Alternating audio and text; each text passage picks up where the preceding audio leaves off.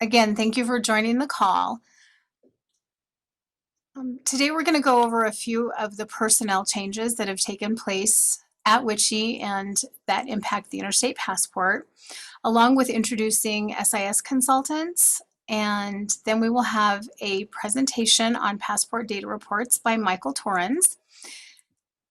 We will have a Q&A with National Student Clearinghouse. We have a business analyst with us today who will be here to answer any questions you may have. We'll do some housekeeping and wrap up, and then we're going to break out for hopefully the last 20 minutes of our meeting today into the different SIS groups. So we'll have a banner group, which is the majority of the participants in Passport, and then we will have a group for PeopleSoft and colleagues so that we can have those conversations on how reporting impacts us based on our SIS, excuse me, and then we'll wrap up from there. So after the breakout sessions, the call will be over. So quickly, we'll do an Interstate Passport overview. And I believe, Diane, everyone received this handout as well, correct? Okay, so of course, at your leisure, you can go over the details of what's on the passport. What we'd like to highlight today is if you go to the second page, Julie, we now have 60 members on the network, which I think is amazing. In addition, we have 15 institutions that have signed letters of intent through the ECMC Foundation funding. So with that, we'll be at 75 members, which is amazing because I feel like since I've been doing this, it's almost doubled. And so this will give you the opportunity to look at those institutions a little more closely. And then there's some data that is shared. And again, Michael will go over that in greater detail. Quickly, so there's been some changes with personnel for the Interstate Passport this past year. And I would first of all like to thank Kate Springsteen. Kate. Hi, everyone. Okay, there you are. The beautiful floral arrangement behind her. Okay. Kate is still with WICHE, but she is now going to be the Assistant Director of Student Access Programs for WICHE. So this is basically her last call with us. So I'm very sad, but I want to thank Kate for all of her help and support over the years, and definitely wish you all the best. So thanks. It's been really fun Zoom working way we can, we can give you a round of applause. So thank you, Kate. And then also I'd like to introduce Julie Esterline, you received the notification for the call from Julie. Julie is the project coordinator and is the key point of contact for military and veteran affairs staff, academic advisors, and campus marketing staff. Julie fields parent and student questions and oversees marketing and communication strategies. Of course, all for the Passport. Diane Dorgan, who some of you may have met. Diane is our project manager for the Passport and is the key point of contact for institution liaisons, registrars, and institutional researchers. She oversees the process for awarding and reporting passports and academic progress tracking data to National Student Clearinghouse, as well as helping institutions publish their Interstate Passport file. And then Jen Raby, who's also on the call. Jen, if you'll wave to us real quick. Jen is our administrative assistant. She is the first point of contact for any questions regarding Interstate Passport and oversees the office operations of Interstate Passport.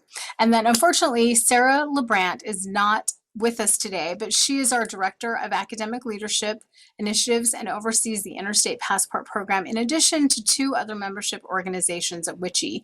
She's the key point of contact for the Passport Review Board, state facilitators, and executive committee. She also manages our grant activities.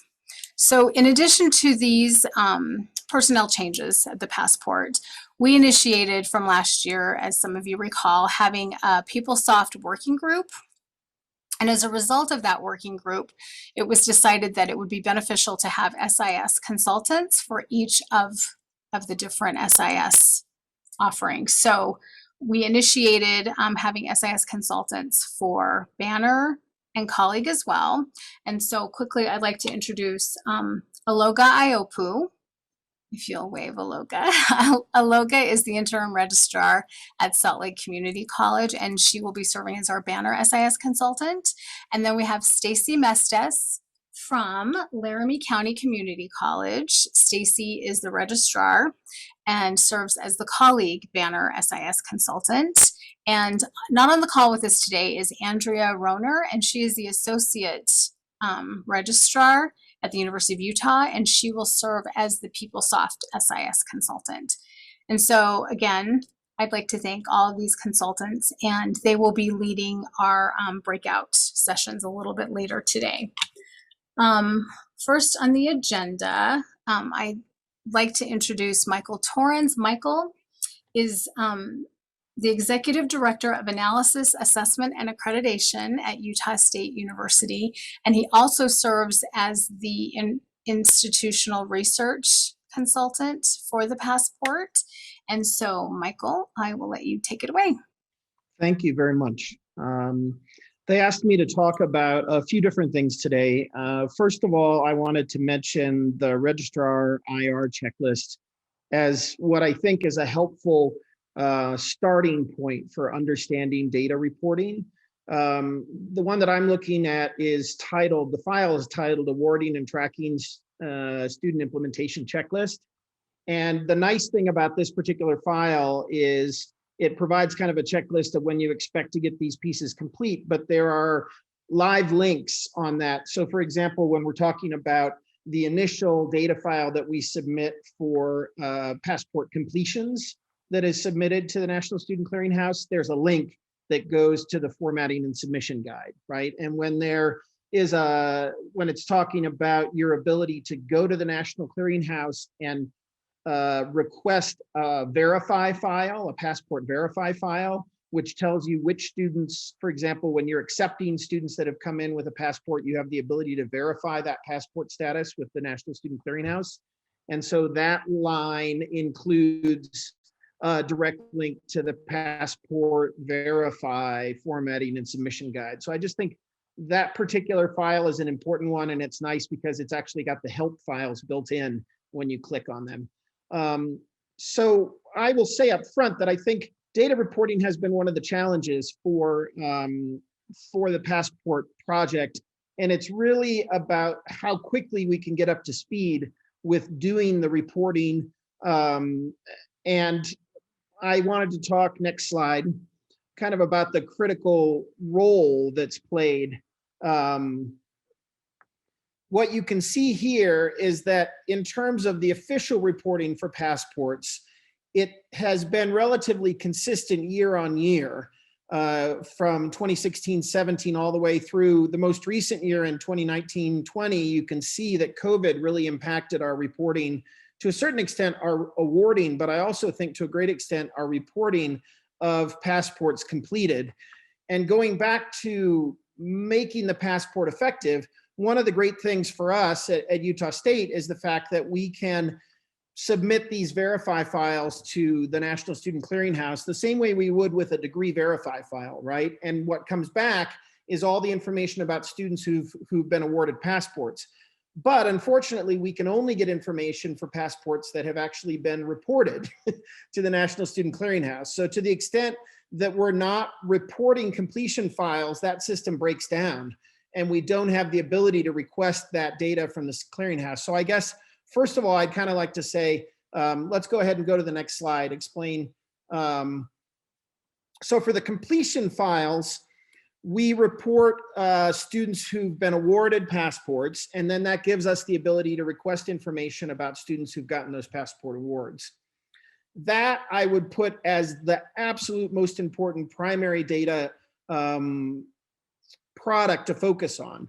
But then there's this second product, which is academic progress tracking, which I think maybe is a little bit less clear sometimes for new members to understand. So this is where we're reporting back the results for students who've transferred in with a passport. And we're also reporting back results for transfer students who were awarded a passport at our institution. So native students who were awarded a passport at our institution and didn't transfer. And that provides important information for the Passport Review Board, for example, to make sure that the passport's working successfully.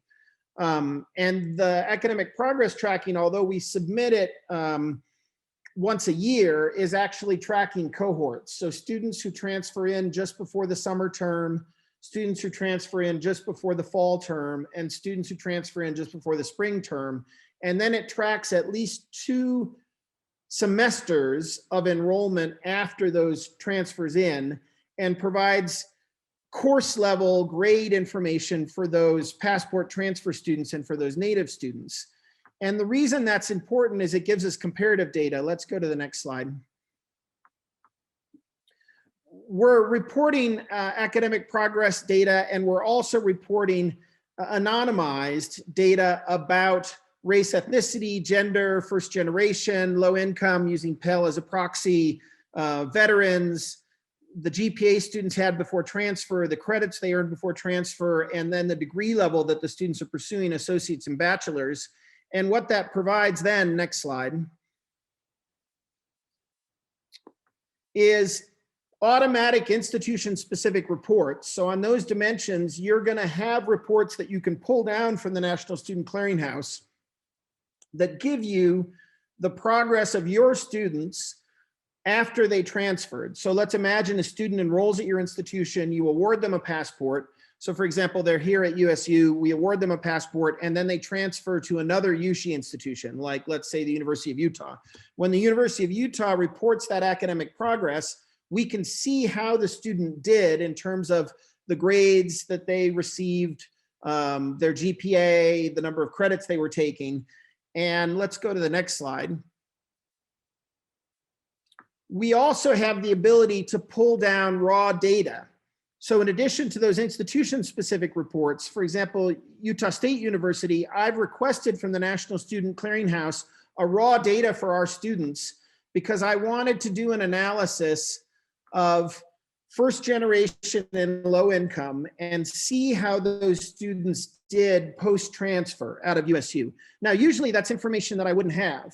Right now, historically, I could pull from the National Student Clearinghouse information about subsequent enrollment and graduation from other institutions. Let's go to the next slide and maybe that'll help explain.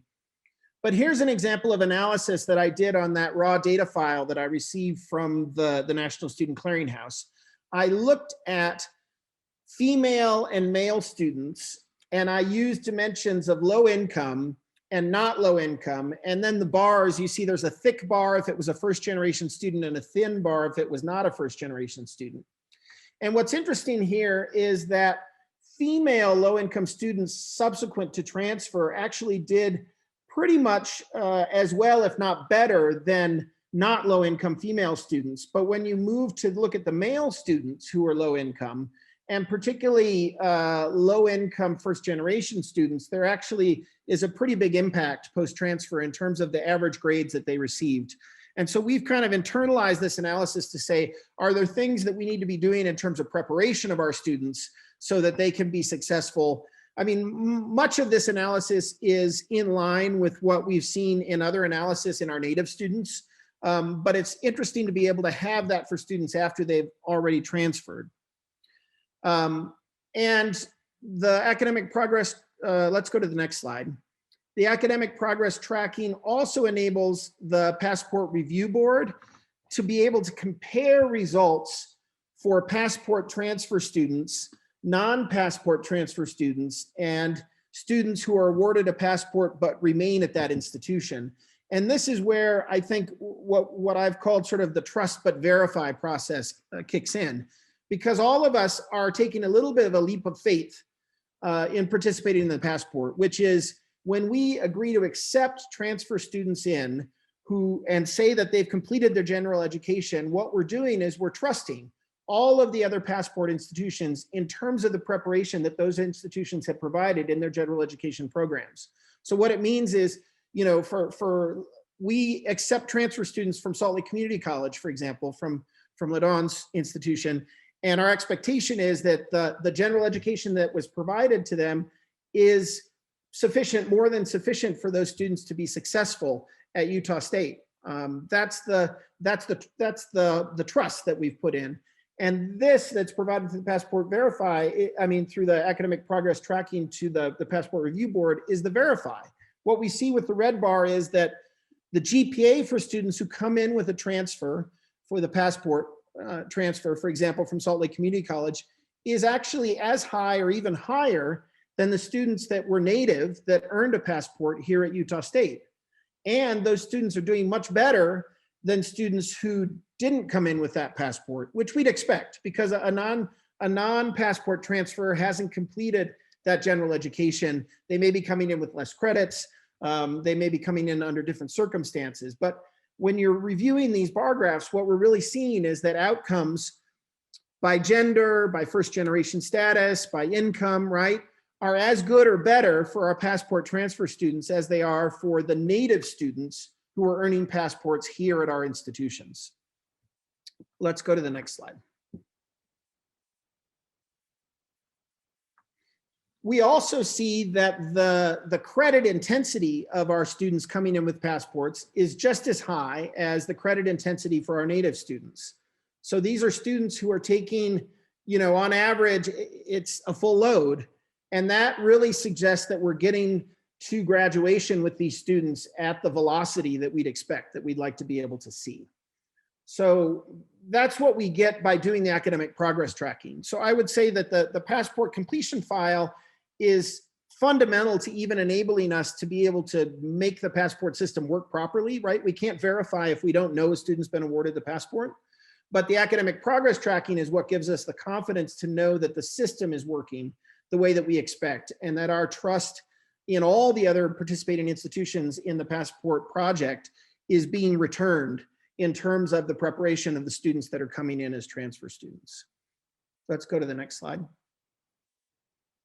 And I just want you to know that we provide annually to the Passport Review Board, which is a membership board, the results for all of these different dimensions, right? Low income, race, gender, to be able to ensure that we're not leaving anybody behind, that those outcomes that we're seeing, we're not just taking the generalized outcomes for all transfer students transferring in with passports, but we're actually looking to make sure that those results are replicated, whether we're looking by gender, whether we're looking by race, ethnicity, whether we're looking by low income, whether we're looking by first generation, that this is the kind of information that the Passport Review Board has to be able to ensure that we're doing the work that we need to be doing. Next slide. And that's it.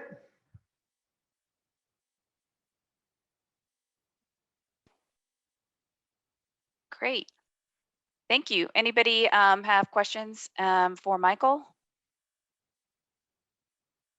We will share this presentation as part of a post kind of meeting summary as well. But any initial questions? It was a really good overview. Okay. All right. So thanks again, Michael. That was really helpful and really good content. So we are going to kind of cover next the NSC reporting side of this, which a lot of what Michael talked about fits within this next topic. And so I want to introduce Luis Avendano, and he is going to talk about, again, he is the business analyst for National Student Clearinghouse and also the liaison for Interstate Passport. He's a new representative from National Student Clearinghouse for our program. So he's going to jump on and share some information regarding reporting, kind of the typical process, what to expect, and the problems that tend to arise, or the questions and inquiries that tend to arise for National Student Clearinghouse. So we'll go ahead and turn it over to Luis, and we'll get started. Thank you very much. Let me share my screen real quick.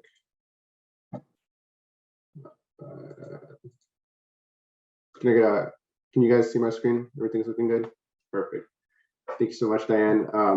Like she said, my name is Luis Avendano. I'm the business analyst here at the National Student Clearinghouse for supporting Interstate Passport and our reporting services. So today I'll briefly be going over how we support Interstate Passport member institutions and all the resources that we have available to the institutions and users, so that we can help the submission process and get out the best reports that we can. Michael went over these in great detail, but I'll briefly go over them real quick too. The passport services that we provide. First one is Passport Verify, which entails the completion file and the request file. Like Michael had said, the completion file is what records all the students' data on students have successfully earned a passport, and it verifies how we can verify to institutions that an incoming transfer student did indeed successfully earn a passport. The academic progress tracking, that's where all of our reports come from. So that's tracks performance data for passports and non-passport students. And like Michael also alluded to, that this is how we track the impact and success of the overall program in general. And I think it's been showing that it is very successful and this has been working well. And from that academic progress tracking data, we pull the reports. So to start off with, the main support structures that we have for our member institutions, our main go-to in the beginning are submission guides. A lot of time and effort has been put into these submission guides to really have very detailed instructions, start to finish, from setting up your service to having successful file submissions. These submission guides will provide a service purpose, service sign-up instructions and activation through our implementation team here at the NSC. We'll give instructions on credentials and how to gain credentials, how to add more users to a four-year member institution so multiple people can get access to our services. FTP instructions, all submissions and delivery of reports are done through a secure FTP mailbox. So we have instructions to help any users around that. Validation types and field layouts. I think these are the most important part of the submission guides because they give detailed instructions on exactly what your file should look like and what rules have to pass for it to be successfully submitted. Along with that, we'll show a sample of the file. So again, you can visualize and clearly see what a file should look like when submitting it. We also have instructions on the user interface and the features that come along with it. The user interface has been built out and it really helps tracking a lot of reporting and seeing where all your submissions are in the process. Finally, we have contact information. If the submission guide isn't enough help or you want some more direct help through a person, we have avenues to help you out through that. So with that, our passport support team is our main source of help if you want some in-person help. We don't have a huge team, but we try to be very, very prompt in responding to any requests that we get on there. We do check it pretty often, so we'll help as soon as we can. Along with that, we have success and error emails, so you'll always be on the loop about where your submission is or if it's stuck, if it's pending, anything like that. And then lastly, I wanted to go a bit over the passport user interface. I think sometimes the passport user interface gets forgotten about, or maybe not, schools don't use as often, but this is my go-to when somebody has a question for me about their files. Here in the passport interface, you have a couple of different filter types and very clear and concise information about the submission status. Sorry about that. When files have been received and just the overall information around them. You can also get error information on here too if you click the submission number for any failed files. And to give an example of what that looks like, we call it the validation error log, and this is like I said, this is a lifesaver. This is what helps me all the time. Very detailed instructions on where the error is occurring, like field name, error message, error count, and the proposed solution. So you don't have to maybe be digging through the implementation guide, so you can find the solution. And the best part about it is it shows you the affected line number, so you don't have to scrub through most of these files have thousands of student data, so you can just go straight into the line that you want to fix your problem, and it helps out a ton.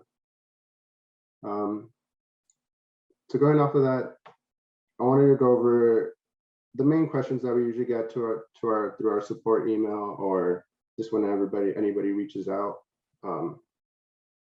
One of the main things that come up or one of the main things that we recommend is including all users that will need access to interstate passport services. You're not limited to just having one user per institution. So sometimes someone isn't available, and getting them access is really easy. So we recommend having multiple users for interstate passport for your institution, so that we can reach out to multiple people if help is needed, or if we find a problem that we can solve. Another question that we usually get is around structural and field validations. The main question is structural validations aren't shown to you. Like if a file has 4 different structural validations, you're gonna have to submit that file 4 times if you don't find it or if you don't find all of them every single time. And we get some frustration around that, and we get it, but it's just something that has to be done. And it's different from field validations, because field validations come after structural validations. So you can get all of those at once, and you can only have to submit 1 time after you fix all of those. And lastly, the other issue that comes up, or a question that we get a lot, is about report generation. We typically generate the reports around the end of the year, after the, I guess, end of the year rounds of passport completion files have been submitted, and those get delivered to the school's FTP mailbox. So we get questions around when and where those would get delivered, and that's what we wanted to make sure to share with everybody here. And then wanted to open up the floor for some Q&A if anybody had any questions, any topic that they thought they would wanted me to cover from this, I guess, resource guide that we have. And if there's anything that you think of after the fact, I put my email there on the screen so that you can reach out directly to me. And I'm always happy to help. I love working with the Witchy team. I love the Interstate Passport Service. So yeah, I'll gladly help if anybody reaches out. So with that, I'll open up the floor for any Q&A, and thank you very much. Thank you, Luis. Anyone have any questions for Luis?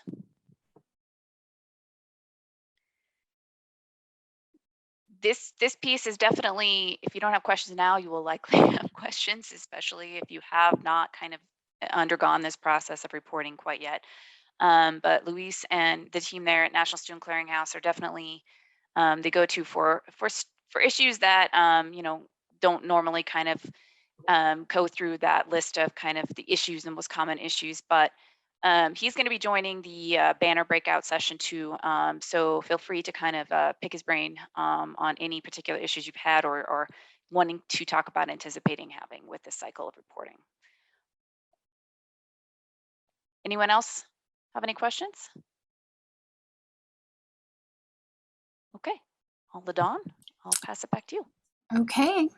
Since there are no questions, a few final housekeeping notes. As some of you may have noticed, the primary form of communication that we'll be utilizing for registrars and institutional researchers as well, Diane, correct? It's a listserv, so you've probably been seeing the notifications come on this listserv, and that will be our primary form of communication moving forward. If at any time there are topics you would like to see addressed, or Diane's putting Julie's email in the chat. That's a point of contact if there's information you want to see on that listserv. Or obviously you can just respond to the listserv and it will go out to the group of us. But that's what you will start to see as a primary form of communication. And then having said that, what the plan is, based on your SIS system for your institution, you are supposed to be moved into this group kind of automatically. And then we'll spend about 20 minutes or so in those groups I know Aloga's going to do a mini presentation on how we do some of our reporting in Banner, and then we will, the call will end from there. So last chance, any questions for the group at large? And I will just add, yeah, that listserv, Julie is, if you have folks on your campuses or at your institutions you'd like to become, take advantage of that listserv, reach out to Julie. She can get anyone added if who's might be members of your any team that you think would benefit from being part of that registrar institutional liaison listserv. And I'll be communicating some follow-up information regarding this meeting and upcoming events through that listserv as well. So in the meantime, thank you everybody for joining us, and we'll go ahead and again give it another minute. If anybody have any follow-up questions, if not, we'll move into those breakout rooms. Thanks, everyone. Thank you for attending.